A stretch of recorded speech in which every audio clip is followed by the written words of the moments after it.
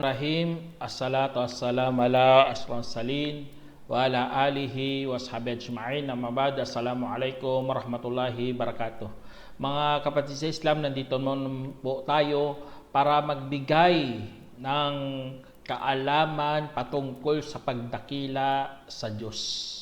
Kasi nga, ang utos sa atin ng Allah subhanahu wa ta'ala ay pagdakila talaga, mga kapatid. Pagluluwalhati, katulad ng sinabi ng Allah, sabi niya, Sabbisma rabbikal a'la alladhi khalaqa fasawwa walladhi qaddara fahada walladhi akhrajal mar'a faja'alahu gutha'an ahwa. Sinabi ng Allah subhanahu wa ta'ala sa banal na Quran, iyong luwalhatiin ang pangalan ng iyong Panginoon na ang katastaasan, ang yaong lumikha at saka humubog at yaong nagtalaga at saka gumabay at nagpalabas ng mga pastulan at saka ginawa itong maitim na dayami. Kaya dito nagpapahiwatig dito ang talata ng Allah subhanahu wa ta'ala na tayo ay dapat bukang bibig talaga natin. Ang pagluluwalhati na may pagdadakila sa Allah subhanahu wa ta'ala. Nagpapatunay na tayo ay mga alipin ng Allah, na tayo'y mga mahahamak ng mga lingkod, ng mga nilalang ng Allah subhanahu wa ta'ala. Siya po ang katastaasan, siya po ang dapat dakilain ng isang manampalataya. Kaya kahit sa ruko natin, mga kapatid, kapag nasa ruko po tayo, nagsasalita talaga tayo na Sabbismi rabbikal azim. Sabi natin, luwalhatiin ang pangalan ng iyong Panginoon na dakila. Kaya dinadakila natin si Allah subhanahu wa ta'ala. Hindi tayo pabaya. Kasi nga kapag ikaw nagiging pabaya sa pagdakila kay Allah subhanahu wa ta'ala, baka dakilain mo sarili mo, subhanallah. O kaya dakilain mo ang mga bagay kung saan hindi naman dakila. Katulad na lang ng mga ribulto. Ribulto, subhanallah.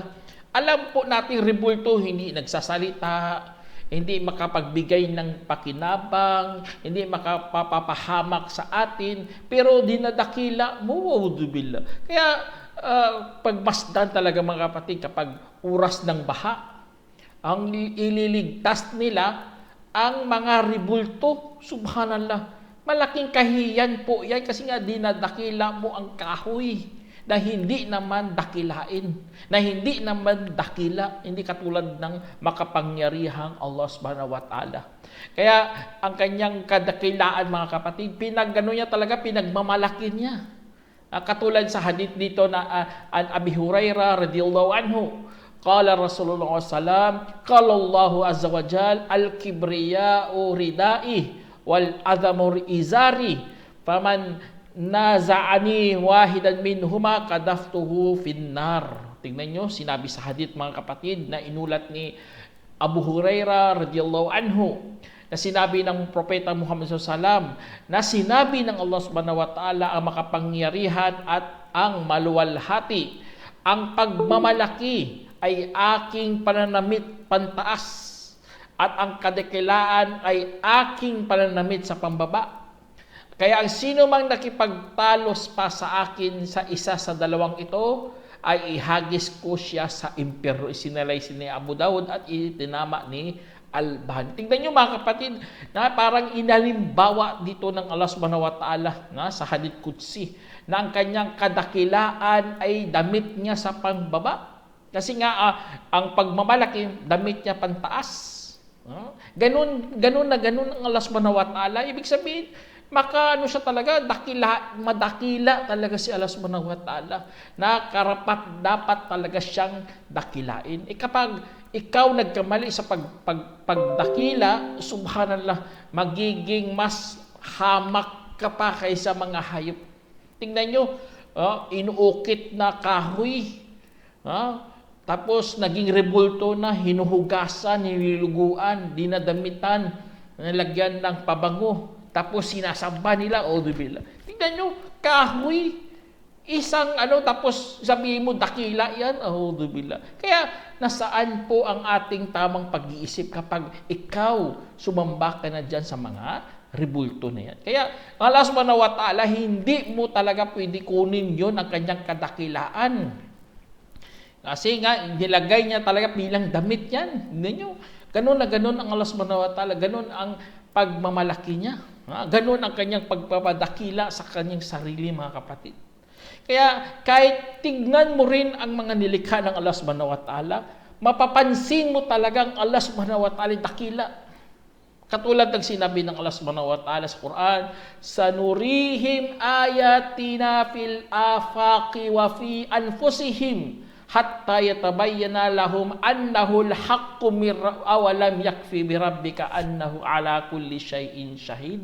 Sinabi ng Allah subhanahu wa ta'ala, ipapakita namin ang aming mga palatandaan sa mga abot-tanaw at sa kanilang mga sarili hanggang magiging malinaw para sa kanila na ito ay talagang totoo. Hindi pa ba sapat na ang iyong Panginoon ang sadyang saksi sa lahat ng bagay? Kaya dito nagpapakita talaga, mga kapatid, ng Allah subhanahu wa ta'ala ay pinapakita sa ating mga nilikha, sa ating mga nilalang, na ang Allah subhanahu wa ta'ala ay masyadong dakila. Kasi tingnan nyo, kung ano pa, parang halos perfect talaga ang mundo pero hindi yan perfect, pero halos perfect. Ibig sabihin, ang gumawa nito, nagpapakita sa kanyang katangian. Nagpapakita sa kanyang kadakilaan. Kaya karapat dapat talaga si Allah subhanahu wa ta'ala na dakilain natin, mga kapatid. At sambahin natin. Kasi nga, mawawalan talaga ng silbi ang diwa ng pagkalikha kapag hindi mo dinadakila ang Allah subhanahu wa ta'ala. Allahu Akbar. Kasi nga, meron talagang koneksyon ang manlalalang at sa mga nilalang. Kung makita mo mga nilalang, napakaganda. Kita nyo, ang katawan nga ng tao, tinatawag na incredible machine. Kasi nga, kaya mo galawin, tapos maraming joints. Hindi kaya gawin katulad ng robot. Ang robot, limitado lang ang kanyang hawak, kanyang galaw. Kasi nga, hindi katulad ng pagkalikha ng Allah subhanahu wa ta'ala. Kaya isa sa mga pagpapadakila kay Allah subhanahu wa ta'ala, mga kapatid, doon tayong bumasi sa tamang pamamaraan, sa tamang sandigan ng ating pananampalataya. Yun ang ating mahal na propeta Muhammad sallallahu alaihi wasallam. Kaya dapat isa sa mga pagpapadakila kay Allah ang pagsunod sa mahal nating propeta Muhammad sallallahu alaihi wasallam. Ano pa? Sa pagsunod din sa sinasabi ng Allah subhanahu wa ta'ala. Sa patnubay na ibinaba mismo ng Allah subhanahu wa ta'ala. Sabi ng Allah subhanahu wa ta'ala sa Quran, alladhina ja'alul Qur'ana 'idhin fawarabbika lanas'alannahum ajma'in amma kanu ya'malun. Sinabi ng Allah subhanahu wa ta'ala, mga yaong gumawa sa Quran na bahagi, kaya sumpa man sa iyong Panginoon, talagang tatanungin namin sila ng sama-sama hinggil sa kanilang ginagawa. Dito sa sinabi ng Allah, mga kapatid, ginawa nila sa Quran bahagi. Binubuklod-buklod nila, pinaghihiwalay po nila. Kaya hindi mo dapat gawin ganun ang Quran.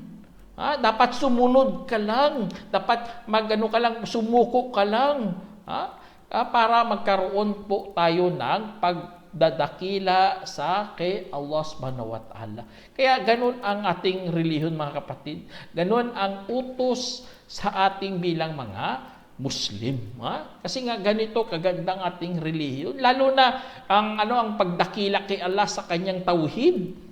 Ibig sabihin sa tauhid, kaisahan. Sasambahin mo si Allah subhanahu wa ta'ala, siya nag-iisa lamang, mga kapatid. Lalo na kung unawain mo talaga ang tauhid ni Allah subhanahu wa ta'ala, kaisahan ni Allah subhanahu wa ta'ala, malaman mo talaga na si Allah subhanahu wa ta'ala wala talaga siyang kakulangan. Lahat dapat mo talaga, pupunuin mo ang karapatan mo kay Allah subhanahu wa ta'ala. Ganun po ang ang pag-aaral sa tauhid. Kaya alhamdulillah, naunawaan natin na ang Diyos pala, siya lang talagang karapat-dapat mag-isa sa pagsamba, mga kapatid. Kasi nga, isa sa mga pag-alam natin yan. Kaya pagdadakila kay Allah subhanahu wa ta'ala, karapatan ng Allah yan. Kaya pasalamatan natin yan, alam na alam natin kasi nag-Muslim po tayo. Alam na alam natin kasi nga, sinusunod natin ang Islam, ang pagsuko. Kaya ang iba, tignan nyo, wala silang religion, solo flight, mga kapatid. Kaya windang-windang talagang kanilang pananampalataya. Kaya katulad na sinabi ng Allah subhanahu wa ta'ala dito, sa kwento ng Allah subhanahu wa ta'ala, sabi niya, "Faqultu astaghfiru rabbakum innahu kana ghaffara yursilis samaa 'alaykum midrara wa yumdidkum bi amwali wa banina wa yaj'al lakum jannati wa yaj'al lakum anhara." Malakum la tarjuna lillahi waqara wa qad khalaqakum atwara. Sinabi ng Allah subhanahu wa ta'ala, nabanggit sa Quran, kaya aking sinabi, humingi kayo ng kapatawaran sa inyong Panginoon. Tunay na siya'y palapatawad. Nagpapadala siya sa inyo sa langit ng masaganang ulan at dumadagdag sa inyo ng mga yaman at mga anak, at gumagawa para sa inyo ng mga halamanan, at gumagawa para sa inyo ng mga ilog. Kaya, bakit pa kayo humahangad para kay Allah ng karangalan? Kaya bakit kayo hindi humahangad para kay Allah ng karangalan at sadyang hilika niya kayo bilang mga payugto-yugto? Kaya, sa sinabi ng Allah subhanahu wa ta'ala, nagtatanong si Allah subhanahu wa ta'ala, bakit hindi kayo humahangad para kay Allah ng karangalan? Si Allah subhanahu wa ta'ala, alam na alam natin na siya'y dakila. Tapos, ikaw doon ka dumadakila, doon mo nagbibigay parangal doon sa mga ribulto, subhanallah, sa mga Diyos-Diyosan, o sa mga tao, na hindi mo pinaparangalan si Allah subhanahu wa ta'ala. Mali. Kaya, alhamdulillah ulit, mga kapatid, sa leksyon ng mga nauna sa atin, na sila gumawa ng mga kapalpakan, nagkaroon po tayo ng magandang idea na dapat talaga parangalan natin si Allah subhanahu wa ta'ala. Yun po ang pagdakila kay Allah subhanahu wa ta'ala. Na wag mo siyang gawing parang tao. Tignan nyo. Gagawin mong Diyos mo parang tao. Napakalaking kalapastangan talaga yun sa Diyos. Ang Allah subhanahu wa ta'ala, gagawin mong tao. Katulad ng ginawa ng mga ibang mga pananampalataya, ginawa nilang Diyos, ginawa nilang tao si Allah subhanahu wa ta'ala. Kaya napakalaking insulto yan kay Allah subhanahu wa ta'ala, mga kapatid. Kaya malapit ng December 25, ganun ang ginawa nila. Kaya mga kapatiran, huwag kayong makipagdiwang kasali nila. Kasi nga lahat puro yan haka-haka. Nandyan ng Quran, binaba na sa ating Quran, sambahin mo si Allah subhanahu wa ta'ala ayon sa katuruan. Pagdakila kay Allah, ayon sa katuruan. Kaya sinabi ng Allah, "Inna anzalna ilaykal kitaba bil haqq fa'budillaha mukhlishan lahuddin." Sabi ng Allah, katotohanan, kami ang nagpababa sa iyo ng aklat ng may katotohanan. Kaya't sambahin mo si Allah na may taos-puso para sa kanya ang relihiyon. Kaya para sa kanyang relihiyon, hindi ka nagagawa ng relihiyon mo. Huwag ka nang gagawa ng iba pang pagpapadakila. Example na lang, kagawa ka ng mga party, gagawa ka ng pagdiriwang. Hindi naman inutos. Paano mo dadakilain si Allah subhanahu wa ta'ala dyan? Tapos tinaon mo pa talaga sa December 25. Auzubillah. Meron nga dito kwento dito, mga kapatid. Sa Quran, sabi ng Allah subhanahu wa ta'ala, sabi niya, "Ala lillahi dinul khalis walladina ittakhadu min dunihi awliya'a ma ya'buduhum illa yuqarribuna ila Allahi zulfa. Inna Allah yahkum bainahum fima hum fihi yakhtalifun. Inna Allah la yahdi man huwa kadhibun kaffar." Sinabi ng Allah subhanahu wa ta'ala, sabi niya, hindi baga kay Allah ang wagas na relihiyon at ang mga yaong itinuring bukod pa sa kanya na mga tagapagtangkilik. Hindi namin sila sinasamba, kundi para ilalapit nila kami ng katayuan sa Allah. Katotohanan, ang Allah ang maghahatol sa kanilang pagitan tungkol sa anumang pinagsasalungatan nila doon. Katiyakan si Allah ay hindi maggagabay sa sinumang mapagsinungaling na palatakwin. Kaya sa sinabi ng Allah subhanahu wa ta'ala, tignan nyo sa kwento dito, ang ginawa nila, sumamba sila, dinadakila nila ang ibang rebulto. Anong dahilan? Ang dahilan para ilapit sila sa Diyos. Ganun ang ginawa ng mga sumasamba sa mga rebulto. Dinadakila nila ang hindi naman dakila. Para ilapit sila kay Allah subhanahu wa ta'ala, subhanallah. Kaya huwag tayong gagawa ng mga reliyon, huwag tayong gagawa ng mga ritual, kasi nga hindi po yan pagdakila kay Allah subhanahu wa ta'ala. Kasi hahatulan tayo ng Allah. Hindi ikaw maghatol sa iyong imbintong gawain. Tignan nyo, halik-halik-pailan sila sa mga rebulto, subhanallah. Hahalikan nila, liliguan nila, akala nila yan ang pagdakila kay Allah. A'udzubillah. Hindi po yan tama. Kaya, mga engkanto nga ng Allah subhanahu wa ta'ala, mga engkanto, tingnan nyo yung mga engkanto, paano nila dakilain si Allah subhanahu wa ta'ala? Pakinggan nyo sinabi ng Allah subhanahu wa ta'ala, sabi niya, Kul uhiya ilayya anna ustama'a nafaru minal jin, faqalu inna sami'na Qur'anan ajaba, yahdi ila rushdi, o paaman na bihi walan nushrika bi rabbina ahada. Allah, sabi ng Allah, sabihin mo, ipinayag sa akin na mayroong pangkat na nakikinig mula sa mga engkanto.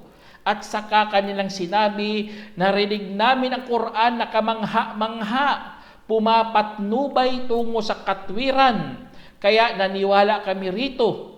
At hindi na kami tatambal sa aming Panginoon sa kaninuman. Allah, wakling ninyo, ganun ang pagdakila ng mga engkanto kay Allah subhanahu wa ta'ala, na hindi na sila tatambal sa kaninuman. Ganun. Kaya para kay Allah subhanahu wa ta'ala, itong gusto niya. Kaya ikininto talaga ito ang mga engkanto na ito. Nagtipon-tipon sa panahon ng Propeta Muhammad sallallahu alaihi wasallam. Kaya ganun ang katwiran ng Allah subhanahu wa ta'ala. At alam naman natin mga kapatid, ang pinakamalaking patnubay na malalaman ng tao ay ang pagsamba kay Allah subhanahu wa ta'ala nag-iisa. At malaman niya rin ang katangian ng Allah subhanahu wa ta'ala, hindi kagaya sa mga mapagtakwil at mga mapagtambal. Kasi mga mapagtambal, kukuha talaga ng rebulto subhanallah. Kukuha ng mga sagradong bagay, mga relics, kung ano pa dyan, mga bagay kung saan ipagtatambal nila kay Allah subhanahu wa ta'ala. Tapos ang problema pa, hindi lang pagtatambal, dinadakila pa nila. A'udzubillah. Kapag nabagsak yan, grabe iyak nila. Ganun bang katuruan? Ganun ba itinuro sa atin? Dinadakila mo mga bagay kung saan hindi naman dakila. Kaya kay Allah subhanahu wa ta'ala po mga kapatid, huwag nating gayahin ang mga taong sumamba sa mga rebulto.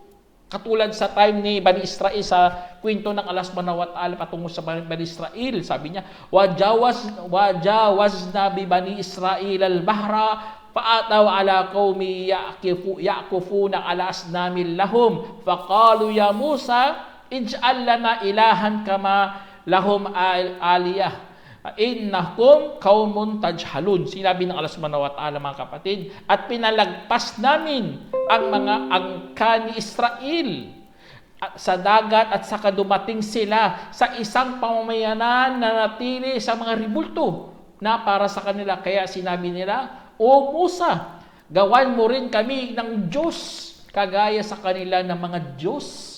Kanyang sinabi, tunay na kayo'y mga taong nagpapakamangmang. A'udzubillah. Tingnan nyo mga kapatid, itong problema sa mga gaya-gaya. Kapag namangha ka sa isang bagay, gaya-gayahin mo na.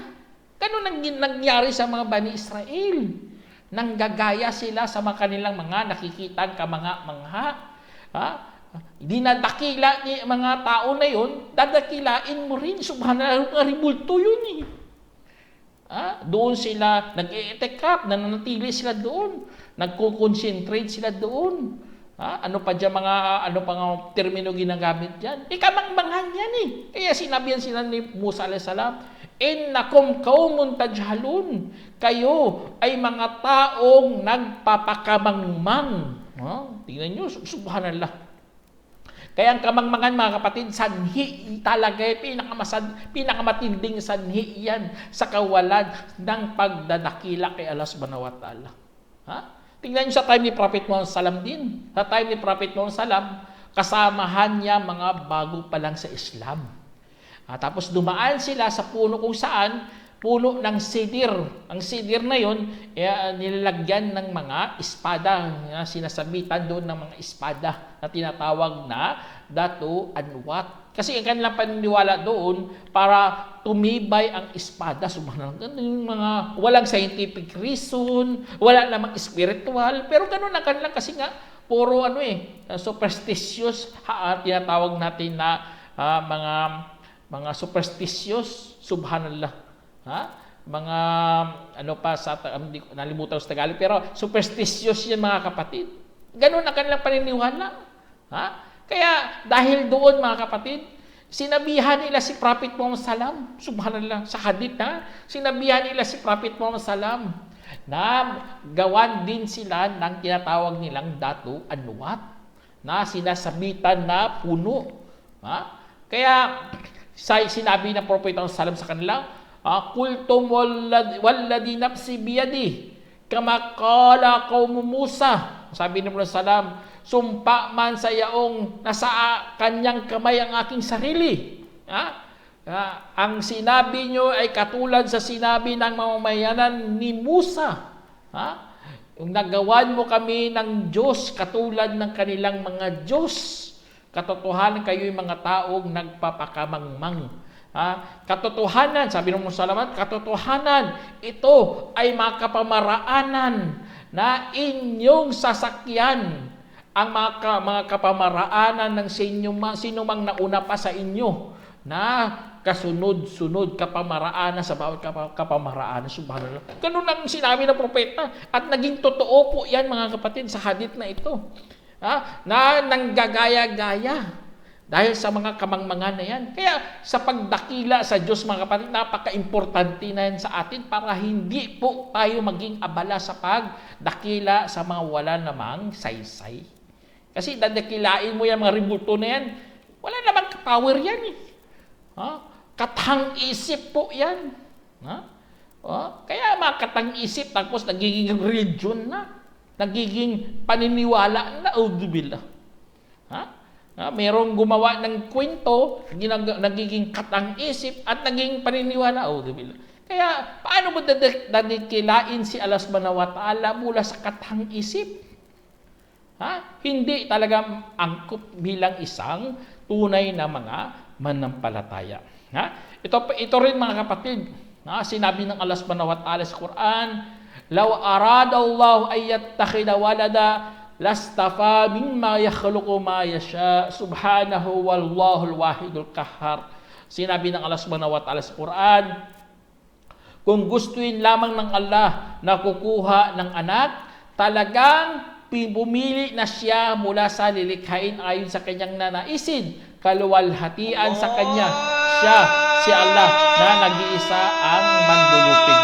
Kaya dyan sa sinabi ng Allah subhanahu wa ta'ala, mga kapatid, hindi ka talaga pwede magdakila katulad ng ginawa ng mga Kristiyano, mga kapatid.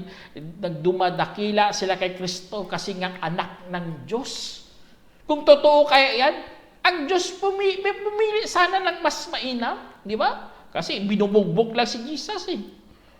Kung ano pa, kung paniwalaan ka nilang kwento, binugbog, dinurahan, sinaksak, pinako, subhanallah. Sana piliin niya katulad ni Superman. Nagpapakita ng mayroon talagang kapangyarihan, di ba? Kaya puro talaga. Kaya paano mo dadakilain ang Diyos, mga kapatid? Puno yan ng kapintasan yan. Hindi talaga dakila. Gagawan pa yan sila ng simbahan, gagawa pa sila ng altar, gagawin pa nila sagradong lugar yan na hindi naman dinakila ng Allah subhanahu wa ta'ala. Kaya ang rebulto o ano pa dyan mga bagay kung saan sagrado, kapag hindi inutos ng Allah subhanahu wa ta'ala wag na wag niyong gawing dakila. Tingnan nyo, mayroon nga sinabi sa Allah subhanahu wa ta'ala na higit na nakakatakot, lalo na pagdating ng December 25 na ito. Sabi ng Allah subhanahu wa ta'ala sa Quran, وَقَالُوا اتَّخَذَ الرَّحْمَنُ وَلَدًا لَقَدْ جِئْتُمْ شَيْئًا عِدًّا تَكَادُ السَّمَاوَاتُ يَتَفَطَّرْنَ مِنْهُ وَتَنشَقُّ الْجِبَالُ وَتَنشَقُّ الْأَرْضُ وَتَخِرُّ الْجِبَالُ حَتَّى أَنْ دَعَوْا لِلرَّحْمَنِ وَلَدًا وَمَا يَنبَغِي لِلرَّحْمَنِ أَن يَتَّخِذَ وَلَدًا. Sinabi ng Allah subhanahu wa ta'ala na dapat mangilabot talaga tayo mga kapatid, sabi ng Allah, at kanilang sinabi, kumuha ang mahabahaging Allah ng anak. Sadyang nagdala nga kayo ng napakapangahas na bagay. Halos ikakawasak na ng mga langit at ikakabitak ng lupa at maguguho ang mga bundok, sanhi ng kanilang paratang para sa babahagin na mayroong anak. At hindi nagbabagay para sa mahabagin na kukuha ng isang anak. Subhanallah. Tugmang-tugma talaga sa panahon natin, lalo na parating ang pinakamalaking shirk na magaganap sa panahon natin. Kaya magatakot tayo, mangilabot po tayo mga kapatid. Kasi nga halos ikakawasak ng mga langit, mabibitak ang kalupaan at maguguho ang mga kabundukan. Kasi nga sa paratang na sinabi nilang Diyos, mayroong anak. Kaya sana magpakup-kup talaga tayo kay Allah subhanahu wa ta'ala at dakilain natin si Allah subhanahu wa ta'ala. At meron din sinabi si Allah subhanahu wa ta'ala, وَمَا قَدَرَ اللَّهَ حَقَّ قَدْرِهِ. Sabi ng Allah, at hindi nila pinahalagahan si Allah ng totoong pagpapahalaga. Nang kanilang sinabi, walang ipinaba si Allah sa sangkatuan ng anuman. Tingnan niyo, ganun na ganun ang pagsabi ng iba. Iba, meron nga akong kausap, subhanallah, sa Diyos lang siya naniniwala, pero sa mga propeta, sa mga aklat, hindi siya naniniwala. Ibig sabihin, hindi niya binigyan ng halaga si Allah subhanahu wa ta'ala, hindi niya pinahalagahan. Kasi Allah subhanahu wa ta'ala, doon mo makilala ang Diyos mo sa mga kasulatan. Doon mo makilala ang kanyang kapangyarihan, karunungan, kaalaman sa mga nakasaad sa kasulatan. Tapos sabihin mo, wala. Kaya, auzubillah mga kapatid, kaya Allah subhanahu wa ta'ala, marami siyang nabanggit na mga ganitong mga salita na nagpapakita ng kanyang kapangyarihan at kadakilaan. Kaya dakilain natin si Allah subhanahu wa ta'ala. Huwag natin siyang kalimutan sa ating mga dua, sa ating mga dhikr. Kahit kakaliit lang yan na Subhana Rabbil Azim, kahit ganun lang pagsabi ng ating mga dila, isipin mo, napakadakila yan kasi nga dinakila mo si Allah subhanahu wa ta'ala. Allahu Akbar. Ang Panginoon ng langit at lupa, nagmamay-ari ng trono. Yun si Allah subhanahu wa ta'ala, dinakila mo. Allahu Akbar. Kaya sampahin natin siya. At wag na wag kalimutan sa pag-alala lagi kay Allah subhanahu wa ta'ala na dakila. Sabi ng Allah subhanahu wa ta'ala, balillaha fa'bud wa kun minasyakirin. Sinabi ng Allah subhanahu wa ta'ala, bagkus kay Allah, kalamang sa samba at maging kabilang sa mga mapagpasalamat. Allahu Akbar. Kaya bilang alipin ni Allah subhanahu wa ta'ala, kahit sumusuko na po tayo, nalulugod na tayo, dapat magpasalamat ka pa rin. Yan ang pinakamataas na antas ng pagsamba. Na nagpapasalamat ka na kay Allah subhanahu wa ta'ala. Kaya, kasi nga kapag ikaw hindi mo dinadakila si Allah subhanahu wa ta'ala, pagtatanong ka ng mga katanungan kung saan pangtatanggi ang pinapahiwatig, subhanallah. Tinatanggihan mo ang kapangyarihan ng Allah. Totoo ba kaya si Allah? Totoo kaya may paraiso? Totoo kaya may impyerno? Subhanallah, pagtatanggi lahat yan Nagtatanong ka pero gusto mo pagtatanggi. At malaking pagtatakwil yan kay Allah subhanahu wa ta'ala na hindi mo talaga siya dinadakila. Kaya mag-ingat mga kapatid. Dapat kikilalanin mo si Allah subhanahu wa ta'ala. Kaya kahit sa sa Quran mga kapatid, laging si Allah subhanahu wa ta'ala nagmamalaki, sabi niya, Anallahu Rabbul Alamin. Sabi niya, ako ang si Allah, ang Panginoon ng sanlibutan. Ganun na ganun ang kanyang mga sinasabi na nagpapatunay talaga na si Allah subhanahu wa ta'ala ang mayroong karapat-dapat na dakilain. Kaya bakit hindi pa natin dakilain si Allah? Na siya naman lumikha sa atin, siya pa nagturo sa atin ng kaalaman at mga karunungan, nagpadala pa ng mga propeta, nagpadala pa ng mga patnubay. Meron pa siyang mga itinalagang mga anghel sa langit at sa lupa. Meron nga mga anghel nga, dumadakila lang kay Allah subhanahu wa ta'ala at hindi napapagod at hindi nagsasawa. Kaya tayo mga Muslim, tayo mga kapatid, inshallah sana gawin nating dakila lagi si Allah subhanahu wa ta'ala. Kaya sa pagbanggit sa mga dikir, inshallah wag natin kamalimutan na dakilain natin si Allah. Hanggang dito na lang, sana meron kayong napulutang aral. Hanggang dito na lang. Assalamualaikum warahmatullahi wabarakatuh.